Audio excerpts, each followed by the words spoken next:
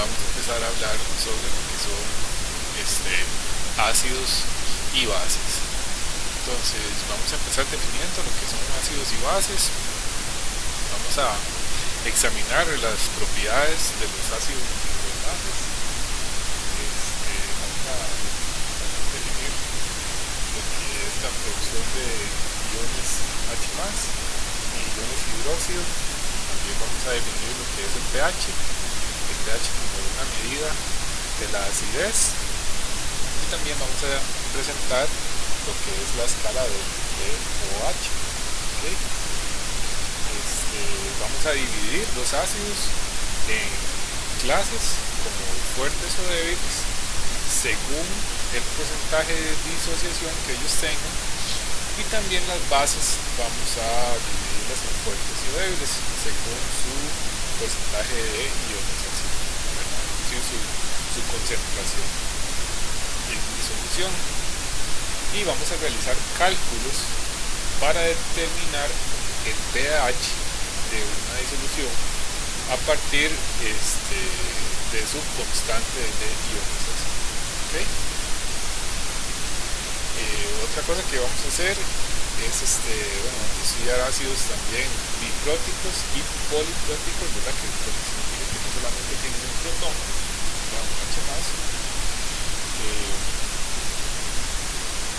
y al final pues vamos a introducir algunas definiciones de lo que son ácidos y bases. También hay de Brewster y Lowry, y ácidos y bases de Lewis. ¿Okay? Eso lo vamos a ir introduciendo conforme vamos avanzando en el desarrollo de esto. Más, entonces vamos a ir bien.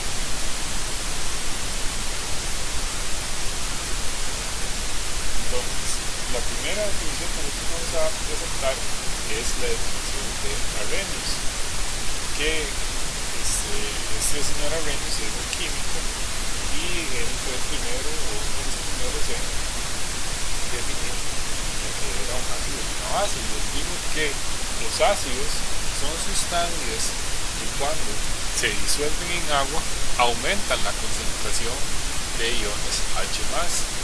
Pues este H+, nosotros vamos a decir que son iones o protones, también iones H+ o protones, ¿de acuerdo? Y las sustancias que al disolverse en agua aumentan la concentración de iones OH son las bases. ¿Okay? Entonces, ¿cómo podemos definir nosotros este modelo? Vamos a ver. Entonces, si ustedes ven, por ejemplo, aquí tenemos ácido clorhídrico. Ácido clorhídrico más agua reaccionan, ¿verdad?, para formar pues el ion H+ y el ion clorhídrico. ¿Okay? Esta parte del ion H+ también puede ser como H3 o más, ¿verdad? Cualquiera de esas puede ser. Entonces podemos decir que este H+ es lo mismo que H3 o más, ¿verdad? Porque si ustedes ven en esta reacción, el HCl más el agua produce H3 más Cl. Cualquiera de estas dos está indicando lo mismo. Entonces, el H+ y el H3 o más se utilizan indiferentemente. Bueno, ¿qué pasa con esto? Esta definición está un poco limitada, pero nos sirve a nosotros para introducir este concepto. Está un poco limitada en el sentido de que, vean que él dijo que son ácidos las sustancias que al disolverse en agua. ¿Ok? Entonces, cuando ocurren reacciones que no están en agua, entonces, ¿qué pasa? Ya no se consideran ácidos. Bueno, eso lo vamos a ver más adelante. Pero eso nos sirve para introducir el concepto. ¿Ok? Después, pues vino otro señor, otros dos señores, Brewster y Lowry, que dijo que un ácido de Brewster y Lowry es una sustancia que es capaz de donar un protón, ¿okay? Que es capaz de donar un protón. Y una base es una sustancia que puede aceptar un protón, ¿verdad? Un protón, estamos hablando de iones H+, ¿okay? Entonces, un ácido es una sustancia que es capaz de donar un protón a otra sustancia, y una base es una sustancia que es capaz de aceptarlo. Entonces, si ustedes ven este modelo que representamos acá, vean que tenemos HCl, ácido clorhídrico, y amoníaco, ¿okay? Y amoníaco, ¿verdad? Ácido clorhídrico en este caso es el ácido y el amoníaco es la base. Entonces, vean qué es lo que está ocurriendo. El HCl, ¿verdad? Es un átomo de cloro y un átomo de hidrógeno. ¿Qué va a pasar con este hidrógeno? Él va a donar este hidrógeno y el amoníaco va a aceptar este hidrógeno. Entonces va a formar ion amonio e ion cloruro. Entonces, el amoníaco está aceptando un protón, está aceptando un protón, ¿verdad? Entonces, el amoníaco es una base, porque acepta el protón, ¿verdad? Y el HCl, ¿qué está haciendo? Lo está donando, ¿verdad? Lo está perdiendo.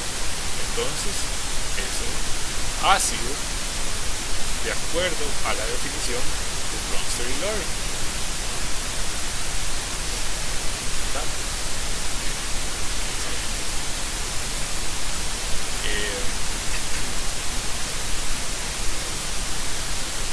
¿Qué le mencionaba yo sobre este? Bueno, el ion hidrógeno y el ion H+, o el protón. Entonces, ¿qué es el H+? Es un protón que no tiene un electrón de valencia, ¿verdad? A su alrededor, y por eso es que interacciona fuertemente con pares de electrones libres, ¿verdad? Que están cargados negativamente. Entonces, se conoce con el nombre de ion hidrónico, ¿de acuerdo?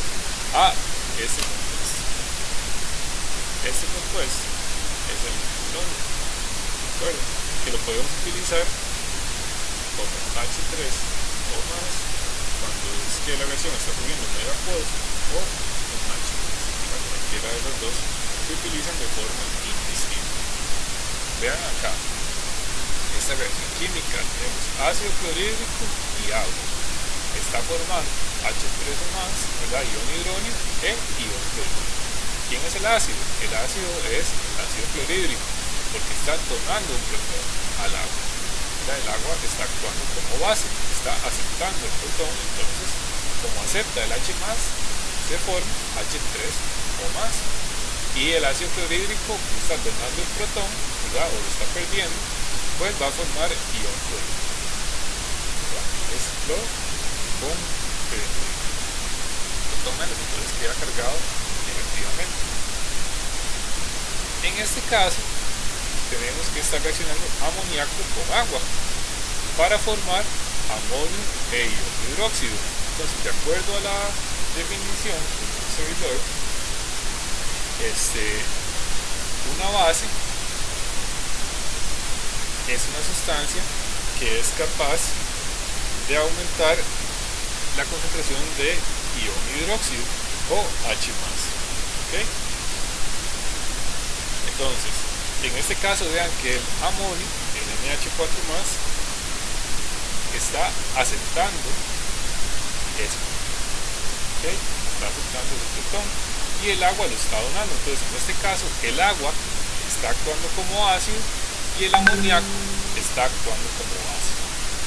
Si ustedes ponen atención también, bueno, en estas dos reacciones, vean que en una el agua está actuando como base y en la otra el agua está actuando como ácido. ¿Okay? Entonces, de acuerdo a esos dos casos, podemos decir que el agua es una sustancia que es anfótera. ¿Verdad? Agua. Una sustancia que es anfótera es una sustancia que es capaz de actuar como ácido o como base. como ambos.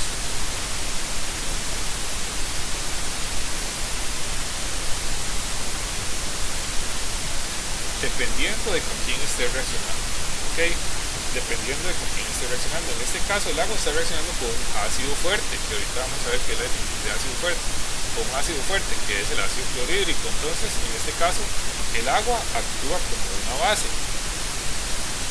Y aquí el ácido clorhídrico actúa como ácido. En este caso, ¿verdad?, el amoníaco está actuando como base y el agua está actuando como base.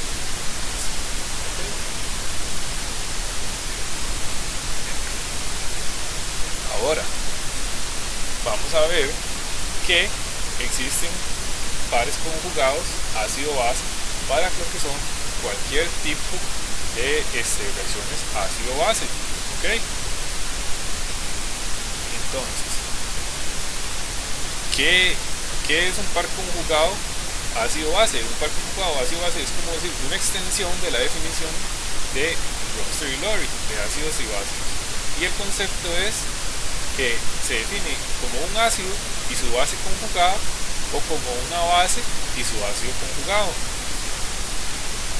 Entonces, la base conjugada de un ácido de Brewster es la especie que resulta cuando el ácido pierde un protón. A la inversa, un ácido conjugado resulta de la adición de un protón a una base de Brewster. ¿Ok? Entonces, todo ácido de Brewster tiene una base conjugada y toda base de Brewster tiene un ácido conjugado. ¿Ok? Veámoslo acá. Y este es lo que se conoce como un equilibrio ácido-base, ¿verdad?, donde se tiene una transferencia de protones tanto en sentido directo como en el sentido inverso, ¿verdad? Por eso es que ya vimos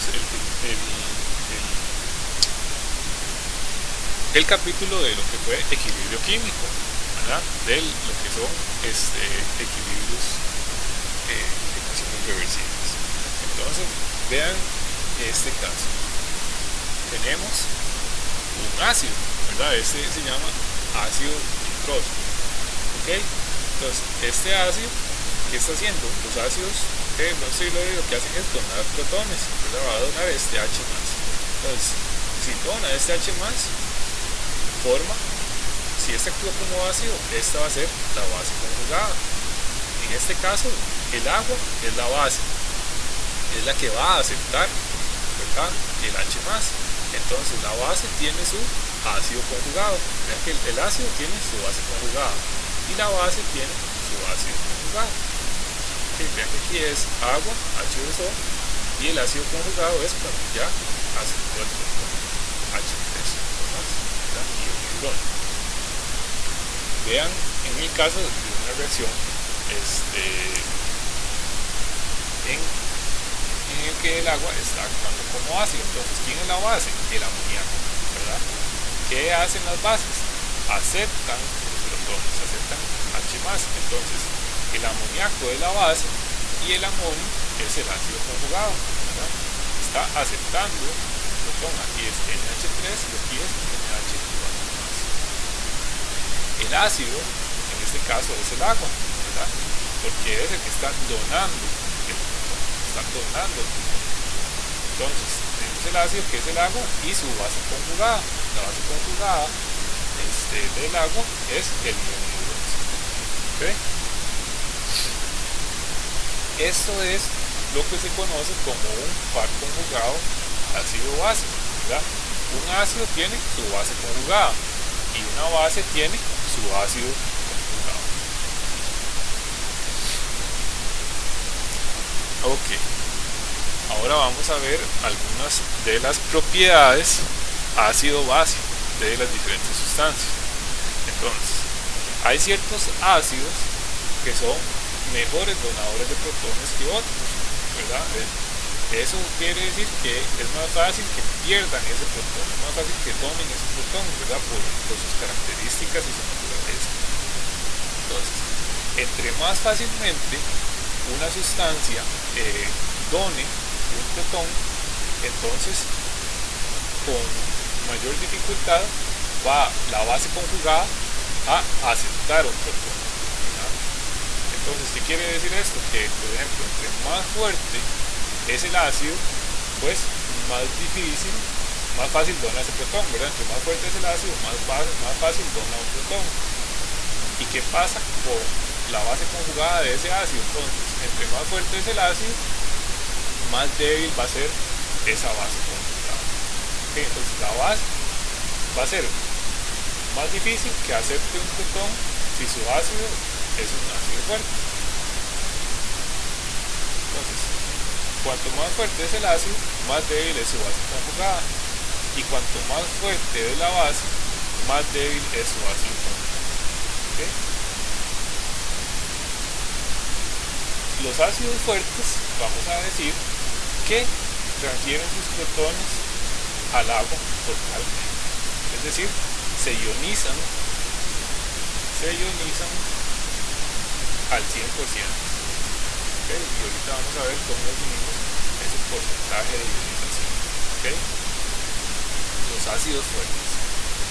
Los ácidos fuertes y las bases fuertes también se ionizan al 100%. Los ácidos débiles solo se disocian parcialmente. ¿Okay? Solamente, ¿verdad? Parcialmente, no al 100%. Y hay sustancias que no son ni ácidos ni bases, es decir, tienen una acidez que es despreciable, y son aquellas que pues, pueden contener hidrógeno, pero no necesariamente manifiestan un comportamiento de donar o aceptar protones. ¿Ok? Vean, bueno, por ejemplo, aquí vamos a hacer un ejemplo de un ácido fuerte. ¿Okay? Tenemos ácido clorhídrico y agua. Entonces, ¿qué va a ocurrir en esta reacción? Vamos a tener Cl- y H+. Entonces, como este compuesto que está aquí, el ácido clorhídrico, es un ácido fuerte, vamos a decir que esta ionización, ¿verdad? Ocurre al 100%. ¿Por qué? Porque el ácido clorhídrico es un ácido fuerte. Entonces, vean que esta flecha tiene una sola dirección, ¿verdad? Totalmente, solo vamos a tener productos, ¿verdad? ¿Se acuerdan del equilibrio químico y las reacciones reversibles?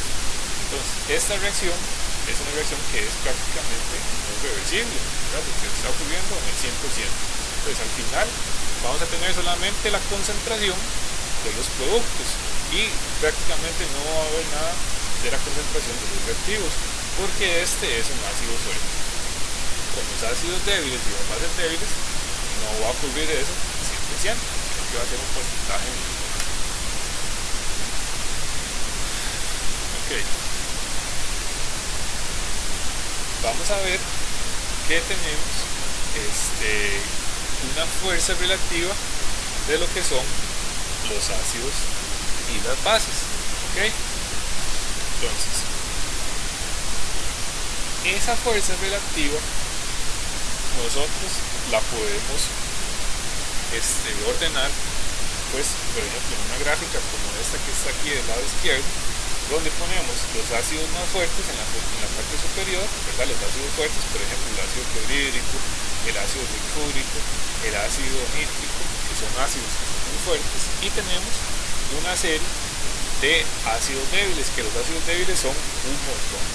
¿Ok? Hay un montón de ácidos débiles que no nos podríamos poner a mencionar cada uno porque no tenemos la atención. ¿Okay? Los ácidos fuertes son electrolitos fuertes, que para fines prácticos nosotros vamos a decir que se ionizan completamente en agua. ¿Okay? La mayoría de los ácidos fuertes son ácidos inorgánicos, por ejemplo el ácido clorhídrico, el ácido nítrico, el ácido sulfúrico, el ácido perclórico, y la mayoría de los ácidos débiles solo se ionizan de forma limitada en agua. ¿Okay? Veamos, de acuerdo a esta escala que nosotros tenemos aquí, nosotros podemos decir o podemos predecir hacia dónde se va a desplazar una reacción dependiendo de la fuerza que tenga un ácido. Entonces, por ejemplo, veamos esta sustancia.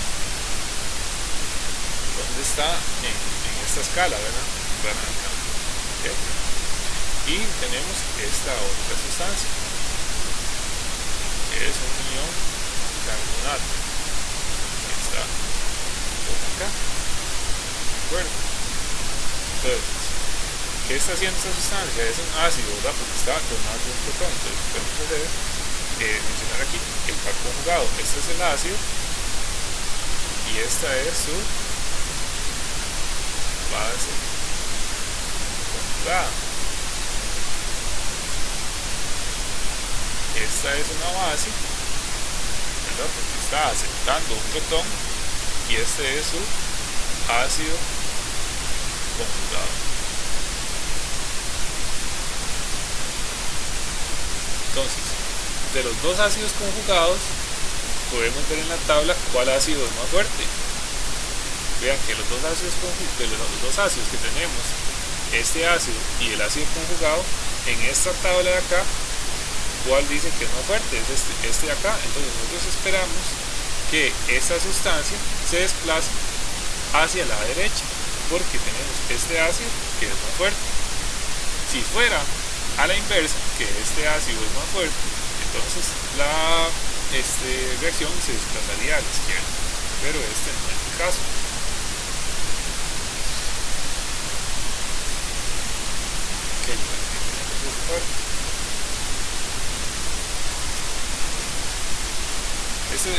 Este tema es bastante interesante, lo que es los ácidos y las bases. Ustedes van a ver que entre más aprenden de esto, más les va a gustar. Ahora, vean que muchas de estas reacciones ocurren en agua, ¿verdad? Es una parte bastante importante de este tema, que algunas reacciones, o muchas de las reacciones ácido-base, ocurren en agua. Entonces hay algunas propiedades ácido-base del agua que nosotros debemos mencionar para poder continuar. Y es que el agua también, bueno, sabemos que es el disolvente universal. Y otra propiedad bastante interesante es que el agua es una sustancia que es anfótera, como les mencionaba antes, que es que tiene la capacidad de actuar como ácido o como base, dependiendo de con quién esté reaccionando. ¿Okay? El agua presenta por sí misma, por su naturaleza, un leve proceso de autoionización, ¿verdad? Entonces vean que aquí tenemos dos moléculas de agua, H2O más H2O, y presenta una leve reacción reversible en la cual forma ion hidrógeno, ¿verdad? Vean que aquí se está ionizando, más ion hidróxido. ¿Okay? Entonces, ese proceso de autoionización en el agua nos sirve para poder describir las propiedades ácido-base del agua según el esquema de Bronsted y Lowry. Ok, entonces este proceso ocurre con una rapidez sumamente rápida. Ok, y también eso hace que el agua sea no conductora de la electricidad, ¿verdad? Porque acuérdense que pues, para que una sustancia sea conductora de la electricidad tiene que ionizarse. Entonces, si ustedes me pueden decir, bueno, ¿por qué el agua no conduce la electricidad si se autoioniza? Es porque ocurre de manera muy rápida. Ok, entonces este proceso y estas sustancias que se forman aquí, el ion hidrógeno y el ion hidróxido, se pueden representar al producto de hidratación, ¿verdad? Y si nosotros montamos esto en una ecuación de constante de equilibrio, podríamos decir que es esta de acá, ¿verdad? Si ustedes fueran a montar la constante de equilibrio de esta reacción, sería esta, ¿verdad? El agua es líquido, entonces nosotros ponen la ecuación de la constante de equilibrio. Este KW es K de la water, K del agua, K de water, ¿verdad? Y tiene un valor que es constante. Vean que belleza, un valor que es constante, que es igual a 1.0 por 10 a la menos 14. ¿Ok? A 25 grados Celsius, la concentración tanto de esta sustancia como la concentración de esta sustancia es igual a 1,0 por 10 a la menos 7. ¿Ok? Mol por litro. Entonces, cuando hacemos la multiplicación de las dos, este nos da 1,14 por 10 a la menos 14. Entonces, independientemente si se trata de una disolución de agua pura o una disolución acuosa de especies disueltas, siempre se va a cumplir esta relación. ¿Ok? Entonces, por eso nosotros vamos a decir que el agua acuosa es neutra. En una disolución que es ácida, la concentración de iones H3 o más va a ser mayor que la concentración de OH, ¿verdad? En una disolución ácida. En una disolución básica, la concentración de H3 o más va a ser menor a la concentración de iones OH. Y en una disolución neutra, la concentración de ambas sustancias va a ser la misma. ¿Ok?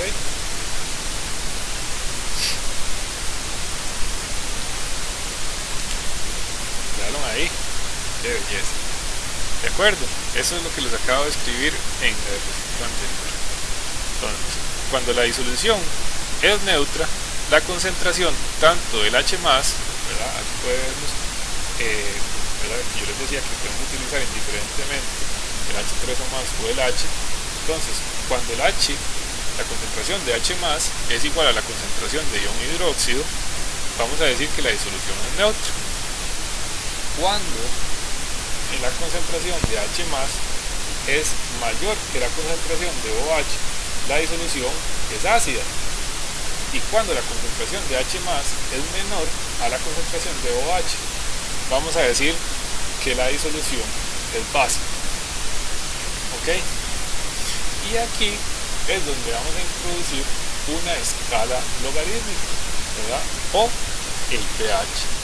Que el pH, a fin de cuentas, ¿qué es? Es una medida de la acidez de una sustancia, es una medida de la concentración de H+ en una disolución. Entonces, ¿por qué nosotros utilizamos esta escala de pH? Porque es mucho más conveniente utilizar una escala logarítmica que nos va a dar números entre 1 y 14 para nosotros decir si una sustancia es ácida o es básica, que utilizar números como 5 por 10 a la menos 12 o 3 por 10 a la menos 8, ¿verdad? Números así que es más difícil utilizarlos en el día a día. Entonces, por eso es que se crea la escala de pH, que es una escala logarítmica. La escala del pH la propuso un señor, Søren Sørensen, en 1909. ¿Ok? Y es el logaritmo negativo de la concentración del ion hidrógeno en mol por litro. ¿Ok? Entonces, la concentración en mol por litro se le saca el menos logaritmo para poder poner un número positivo que va a estar entre 1 y 14. ¿De acuerdo?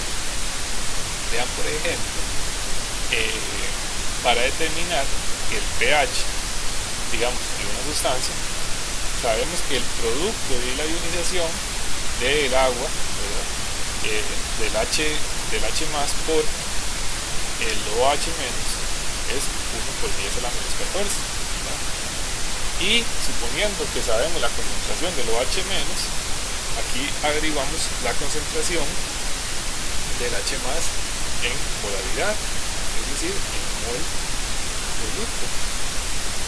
Y a eso le sacamos el menos logaritmo para obtener un valor de pH, ¿verdad? Entonces el pH de esta concentración de iones H más es 11.3, ¿verdad? Más fácil decir 11.3 de que yo les diga, por ejemplo, la concentración de iones H más de una disolución es 5.0 por 10 a la menos 12. Era más difícil que alguien me entienda eso a que yo le diga el pH es igual a 11.3. Entonces, eso ha sido parte de por qué se creó esa escala. Y pues esa escala de pH expresa, como les decía, la concentración de protones o de iones H más, pero en una escala de 1 a 14. Entonces, para sustancias que tienen un pH menor a 7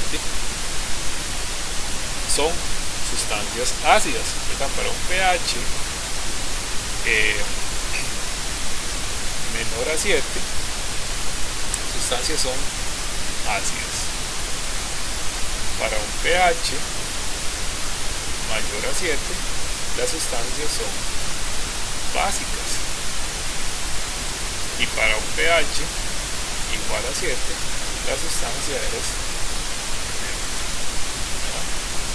exactamente igual que como lo vimos en esta diapositiva, ¿verdad? Cuando las concentraciones, una concentración es la concentración de H más es mayor que la concentración de OH, la disolución es ácida. Cuando la concentración de H más es menor que la concentración de OH, la disolución es básica.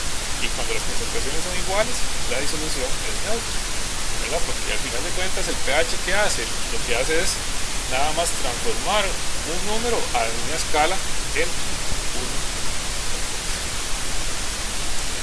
Aquí podemos ver el pH de una serie de sustancias.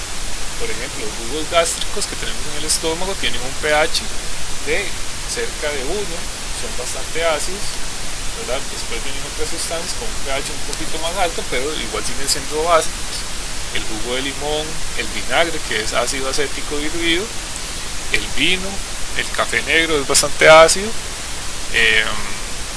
la lluvia, la leche todavía es una sustancia que es un poquito ácida, la sangre humana, la mayoría de los fluidos, algunos de los fluidos corporales tienen un pH muy cercano a 7, y después vienen algunas sustancias que son básicas, ¿verdad? Por ejemplo el bicarbonato de sodio, la leche de magnesia, la cal es una sustancia que es muy básica, el amoníaco, y ya por ejemplo el hidróxido de sodio, que es por ejemplo la potasa,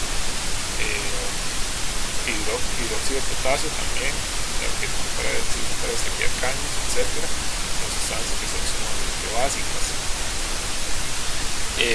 ¿Qué características tienen las sustancias ácidas y las básicas? Bueno, las sustancias ácidas normalmente tienen un sabor bastante como agrio, ¿verdad? Algo, y son un poquito más densas. Las sustancias básicas se sienten como jabonosas. Hay algunas características cualitativas de las diferentes sustancias ácidas y básicas.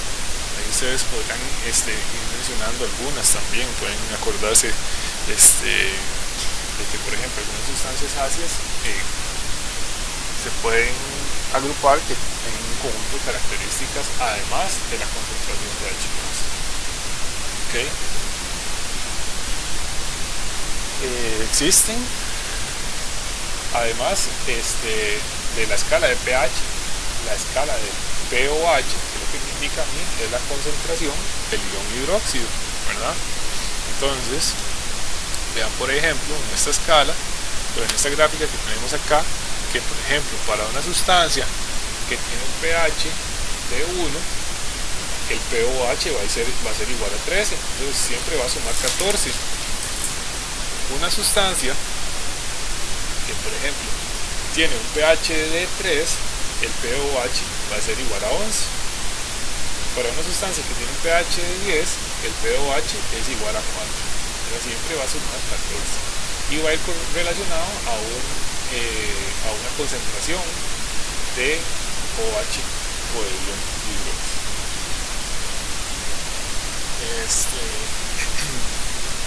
Y el POH es el menos logaritmo de la concentración de ion hidróxido, ¿verdad? OH menos es ion hidróxido. El pH más el POH siempre va a sumar 14. Introducimos una de las fórmulas muy importantes de este capítulo, ¿verdad? Y otra es la fórmula del pH que ya vimos anteriormente, ¿verdad? Que el pH es igual al menos logaritmo de la concentración en otro litro de H+.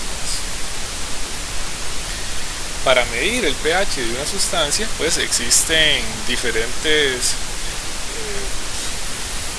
instrumentos de laboratorio, ¿verdad? Como por ejemplo un medidor de pH que los vemos comúnmente en el laboratorio, que sirve para determinar el pH de una disolución.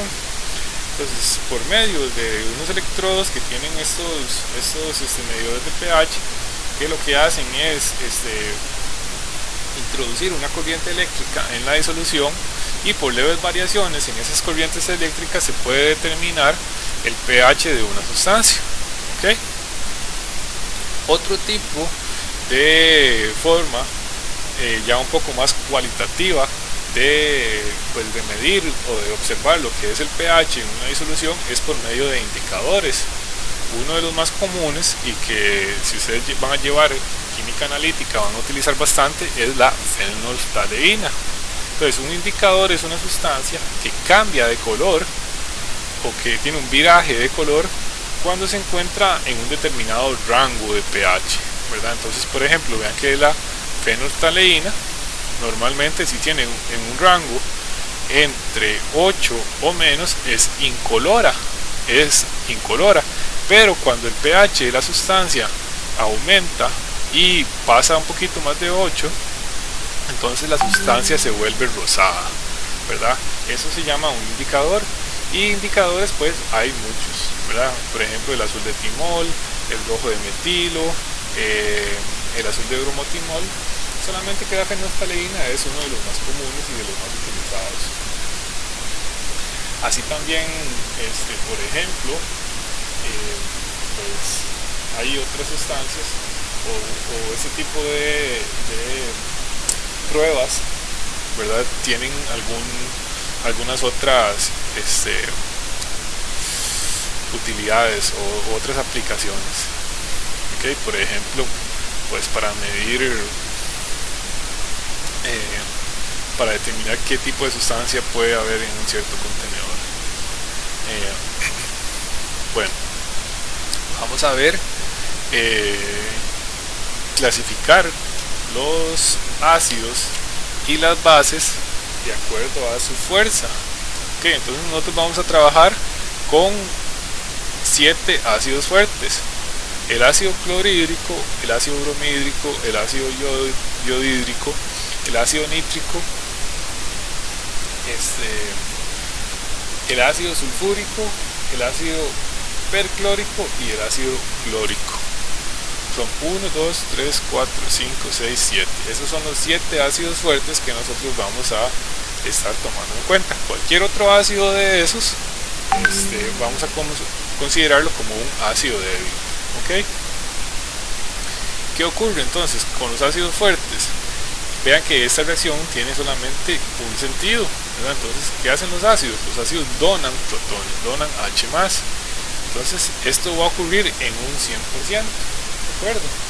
Entonces, ¿qué me dice a mí esto? Por ejemplo, si yo preparo una disolución de 0.040 mol por litro de ácido perclórico, significa que la concentración de iones H+ en esa disolución va a ser igual a la concentración del ácido. ¿Por qué? Porque al ser un ácido fuerte, vamos a decir que se disocia al 100%, ¿verdad? Esto ocurre al 100%. Entonces la concentración va a ser igual a la concentración del ácido. La concentración del H+ va a ser igual a la concentración del ácido. ¿ok? Entonces el menos logaritmo de la concentración va a ser igual al pH. Entonces si yo saco el menos logaritmo 0.040, esto me da un pH de 1,4, un pH bastante ácido, ¿verdad? De hecho que es muy ácido. Si una sustancia con un pH de 1.4 le cae a uno en las manos, pues lo va a quemar, ¿verdad? Le va a causar una quemadura. Por ejemplo, aquí, ahora, para lo que son las bases, nosotros podemos calcular el pOH, ¿verdad? El pOH es el menos logaritmo de la concentración del OH. Bueno, entonces, este ejercicio tiene su toque, ¿verdad? Un poco tiene que tener el movimiento de la estequiometría, porque estamos hablando de una disolución de 0.011 mol por litro de hidróxido de bario. Entonces, el hidróxido de bario se va a disociar al 100% al ser una base fuerte,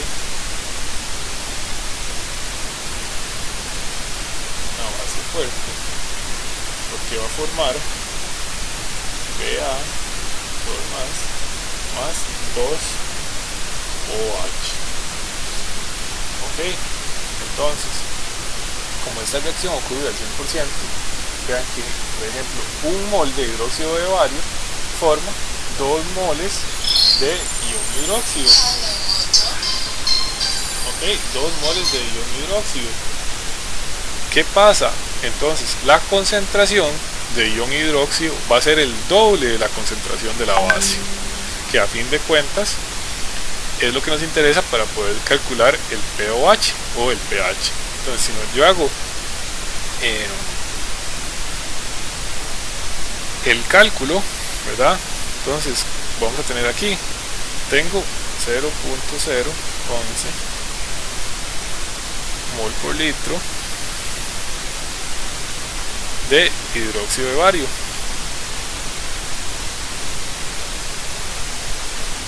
Y según la relación estequiométrica, por cada 1 mol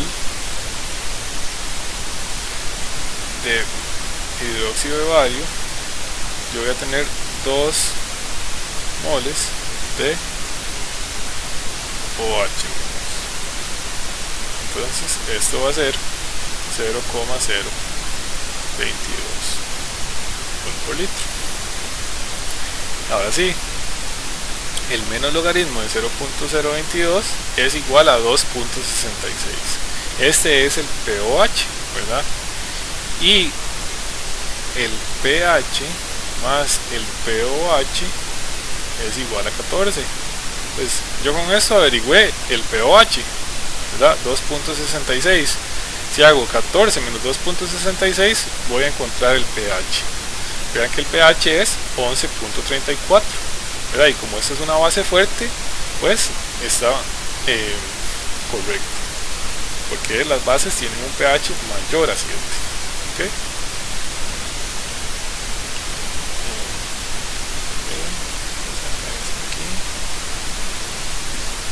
En un próximo video vamos a introducir el tema de ácidos y bases débiles.